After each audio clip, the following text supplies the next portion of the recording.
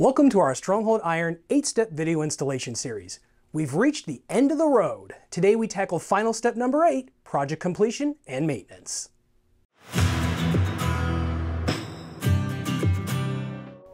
Hey everyone, Jason from Iron Fence Shop. In step 7, we finished the main installation work by getting our gates put in. In final step 8 of our Stronghold Iron video installation series, we're going to go over some final project completion tips and maintenance. Today's video is going to break down into 3 parts. In part 1, we'll go over some project cleanup and completion tips. In part 2, we walk through the initial paint touch-up of your fence and gates. And in final part 3, we'll discuss long-term maintenance and upkeep. For part 1, let's go over some project completion and cleanup tips. Obviously, start with putting your tools away and returning any rented items. Beyond that, there are 2 main areas of cleanup to look at as we wrap things up: your post foundations and leftover metal shavings. Let's start with your posts. If you didn't do so back when you concreted them in, now's the time to backfill your dirt on top of the concrete. I recommend slightly mounding the dirt around the post to allow for settling and directing rainwater away from the post base. You don't want to leave piles and chunks of dirt in your grass either. Otherwise, once it gets rained on or compacted, it could create dead spots in the grass by choking it out. For any leftover dirt, shovel it into your wheelbarrow and then use it in your landscaping. You could fill in some low spots in the yard, or you could just add it to your garden beds. For any small residual dirt left in the grass, I find using a leaf rake does a good job of dispersing the remaining dirt in small particles. Between that little extra bit of fresh soil and the lime in your concrete, you'll probably notice a slight improvement in the grass around those areas as it enjoys the new nutrients. The other cleanup item to be aware of is any leftover metal shavings from drilling your self-tapping screws or gate hardware. You probably noticed that when drilling those pieces in, there were small bits of metal shavings and grit falling out of the holes. On a lower bracket like this above the grass, that's really no big deal. However, on your upper and mid-rail pieces like this, those shavings and metal grit are falling below and on top of your lower fence rail or gate frame. Once that raw metal grit and shavings get exposed to the air, they will start to rust. So you come back a few days later to find what you think is a rusting rail or gate frame. However, this is just the metal debris rusting on top of the surface.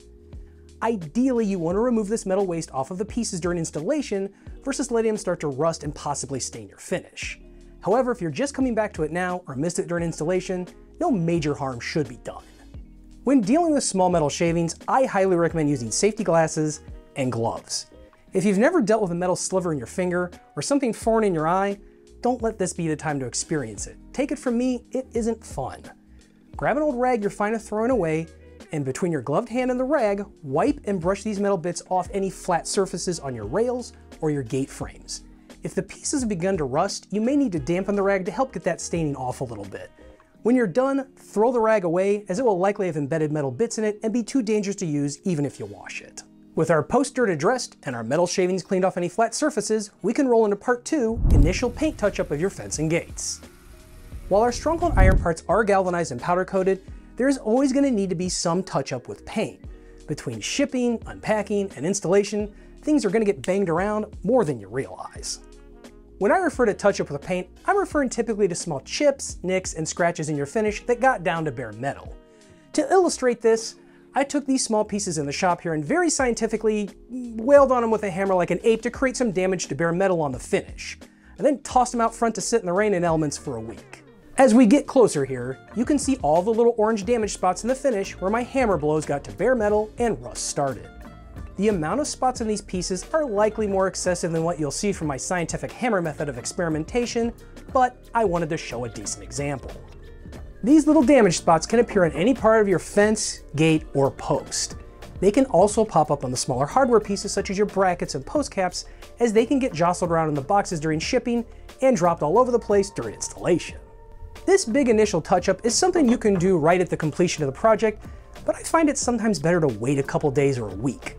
The reason for the wait is that it will allow for your fence to get some humidity, dew, or rain on it, and it will show you all the little spots in the finish that need addressing. My little experiment pieces here took almost a week and a late rain shower 2 days before I brought them inside for these little orange spots to start showing.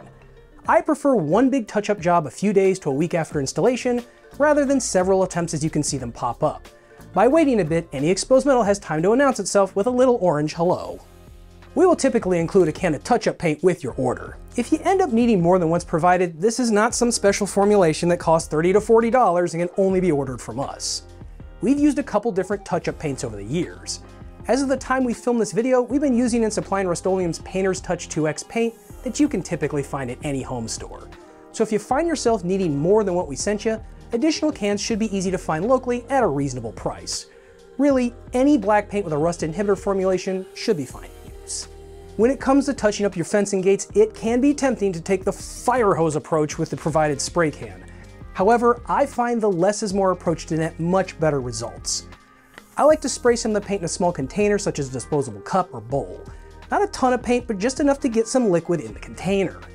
I then just take a simple Q-tip or a cheap watercolor brush and dip it in the paint. You can then dab the paint on the damaged spots. This method does take more time than spraying away with the can, but it really gets you much better looking results. We actually did an entire video on some of these touch-up tips and showing why we like this method better. I'll put a link to that video in the description below, and I highly recommend checking it out before getting started. With your big initial touch-up taken care of, that essentially wraps up the project. However, before we end the video, let's go over part 3 and discuss long-term maintenance and upkeep. Like most things in life, some maintenance is required to keep things looking good and in working condition. Your fence and gates are no different. Luckily, it's not something that needs a ton of attention. Long-term maintenance breaks down into 3 areas: paint touch-up, hinge and latch lubrication, and good old cleaning. For touch-up, I find that walking the fence line once a year and touching it up in the same way we discussed prior typically works best. Now that doesn't mean that if you take a chunk out of the finish with your mower that you should ignore it until the next annual walkthrough. Always address fresh damage spots as they occur. Some rust and patina on the fence is not always a problem to be concerned with either. For the solid cast iron pieces, which include your finial tips, post caps, gate frame caps, and brackets, a little rust isn't anything to get too worried about. Those pieces are solid, and some folks actually like a little rust and patina for an aged look on the fence and gates. However, for the hollow pieces like your upright pickets, gate frames, and posts, I like to give them a little more touch-up attention over the years. Since they're not solid like the cast iron parts, we don't want to willfully ignore rust for 2 to 5 years where it could start to do damage to the pieces. I find the 2 areas of your project that will need to be given some extra attention are the base of your posts and the gate frames. If you have grass around your post and use a line trimmer to keep it in check, you're gonna damage that finish on the post over time due to that line whipping the post. If you start noticing orange around the base of your post from the grass trimming, be sure to touch them up a little more often. The other area is gate frames. Gate frames tend to get kicked and knocked into as things are taken through them, so they can see additional wear and tear and need a little extra touch-up TLC over the years. One final tip on touch-up is time and paint sheen. The UV fade inhibitors will keep the fence black, but the shine will change with time. When the fence is new, a gloss finish is your best bet. However, over time that finish will tend to fade to a semi-gloss and then more of a satin or a matte finish. How quickly that change will occur depends on the amount of sun exposure and temperature extremes that the fence sees. A 1 to 5-year-old fence may be able to use the original gloss sheen, but as you roll into the 10 to 15-year mark, you may need to switch to a semi-gloss, satin, or matte finish. As the years go by, you may find your gates starting to get harder to open or your latches sticking. What you can do about that varies depending on your type of hinge and latch. If you're using our J-bolt style hinges, there is a little zerk or grease fitting underneath here. You can put an automotive grease gun on here and pump in some fresh grease to get them swinging freely again without any disassembly from the gate. If you find your latch plates are sticking and not falling back down or knocking up, you can give them a shot of WD-40 or your lubricant of choice to get them moving freely again. If you're having trouble getting your keys in and out or turning your lock, look for graphite dry lubricant.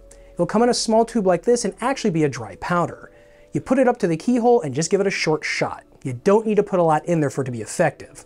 Once you've got some of the powder in there, run your key back and forth and lock it repeatedly to help get the powder into the tumblers and the parts moving again.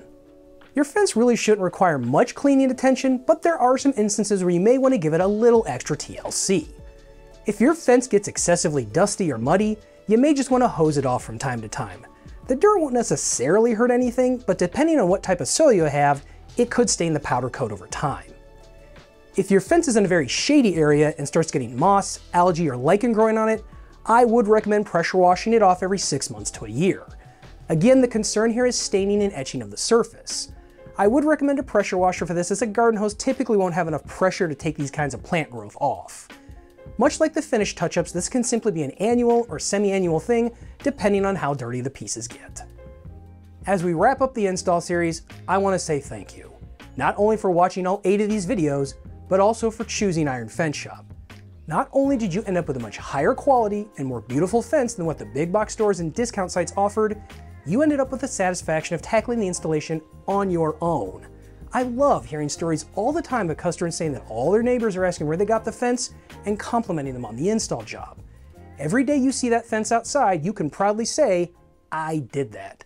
Give yourself a pat on the back and kick back with a beverage of your choice as a reward for a project well done. And with that, we are at the end of the road with the project complete. Yes, it was a lot of work and learning, but step back and be proud of what you've built. If you're in the research phase and want to re-review some of the install steps, you can click this link to access the 8-step install series playlist. You can also visit us here at ironfenceshop.com. If you have any other questions, you can shoot us an email at sales@ironfenceshop.com or give us a call at 800-261-2729. We look forward to hearing from you.